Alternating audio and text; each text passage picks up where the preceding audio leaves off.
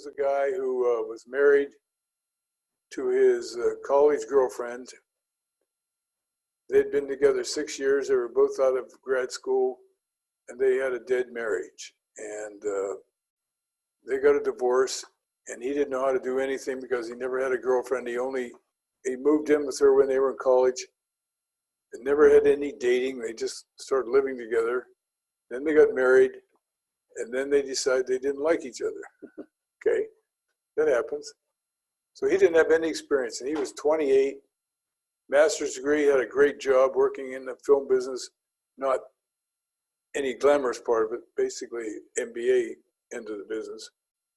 But he was in the business and moving in the right circles, but he had no experience. So he came to the workshops and he listened, he got his hair cut, he got suits, he got tie, he got dressed for success.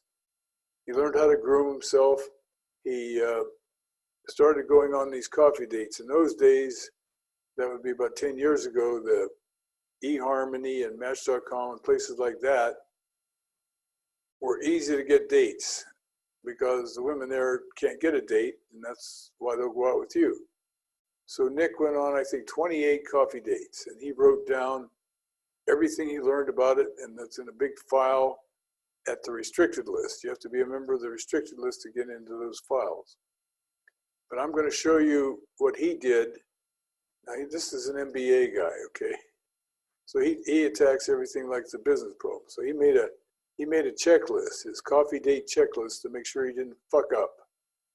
So I'm going to show that to you now. Okay, so you can see all the things you have to remember to do. And the way you get so you can remember to do all those things is you do it over and over and over again, just like any skill. You have to practice, practice, practice. And if you've never been on a date, I suggest you go on 20 time-limited coffee dates with women that'll go out with you. Don't have to be good looking, don't have to be thin and trim, can have kids or not have kids, whatever, but they will go out with you. You go out with them one time, and you get used to going on dates. Show up with your shoes shined, your clothes pressed, your hair combed, your fingernails clean.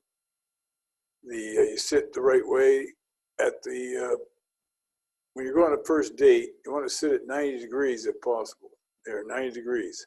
So she can reach over and touch your hand. You want to sit on her right, and she can touch your arm. Pass the ketchup, please, or a good joke, or pardon me, I want to say something. So she touches you because in our society, women have to touch the man first. You can't touch women until they touch you. Otherwise, you'll be one of those geeks at NLP. Let me anchor this thought by touching you on the thigh there, so the next time you'll know what to do. We're going to fuck. Nonsense. So there's a million things to learn. They're all in that book I mentioned, Date Her, the Kindle version. It's about 80 pages. Date Her in this book is about 20 pages. Let me see. It's not very big. 16 pages. So I didn't cover all this, how you sit, how you shake hands, how to walk up to the counter with her. All that stuff is in the Date Her book, the Kindle version. I didn't put it in paper. And that's for men who don't have any experience at all. That's the basics. But for guys who've been on dates before, and it's not hard for them to go on a coffee date, just go on a coffee date. That's the first date with anybody. Met her at work, you met her where she works, whatever. You met her at a party, a wedding, something, and you can suggest a coffee date there, and you get together, and she looks you over, and you look her over, and then maybe you set up a lunch date. But each date should be more intense sexually, more intense romantically. It should start out in the daytime time-limited coffee date at Starbucks, then maybe a daytime time-limited lunch, a longer lunch on a Saturday morning, Sunday morning, pizza and beer at night on a Tuesday where you have to get home, go to bed, you can't do anything else. And finally, a DVD date at your house, or I have on demand, so you can watch any movie you want for $5 or whatever. So every date is aimed at getting her to your place to have pizza and TV and wine and weed and watch the movie. That's what we're aiming for. And we can do it at her place. The other fifth date can be you can cook for her at your place, or she can cook for you at her place, or you can have a barbecue at your place, or you can barbecue on her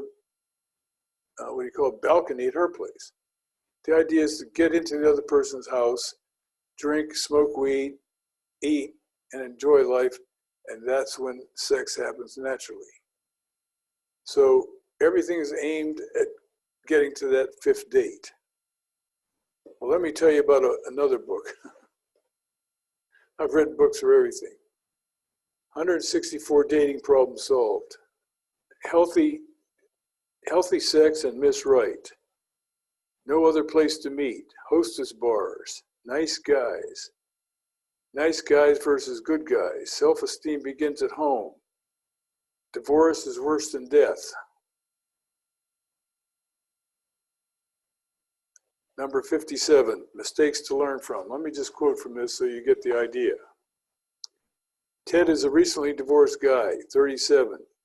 He's had date young women for a couple of weeks. He wrote to me describing what he optimistically views as what he calls a win-win situation. I'm divorced. I've made up my mind to pursue young women. Your book is definitely going to help. Your perception is a reality. He talks about taking his watch to a jewelry shop and seeing this girl and ruining everything. And I explained to him what he should have done and how it would have worked. Anyway, this is also a good book. You can read this anytime, but it'll solve the dating problems. The first date is where she looks you over and decides if she wants a second date. Second date is where she looks you over and decides if she wants a third date. Now, let me share with you, we used to have a really good, blunt female on the restricted list with us. But when she graduated to law school, she got a job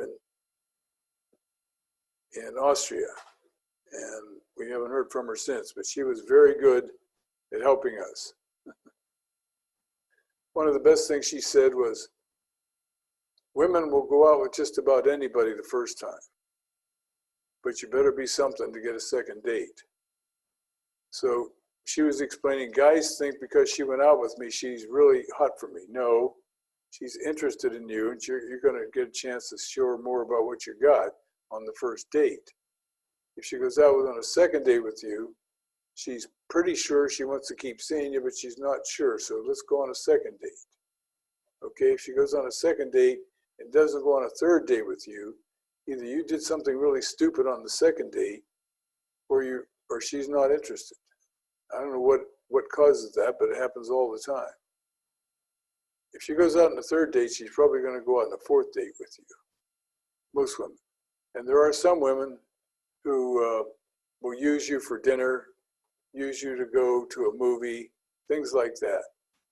Now, how are you going to spot them? Hell, I don't know. You'll have to pay attention to your emotions, all right? If it feels like you're being used, you're being used. And then you just stop going out with her, okay? Unless you're so lonely, you want to go out with somebody who's not ever going to go to bed with you, not going to kiss you, not even going to give you a hand job. It's not going to happen.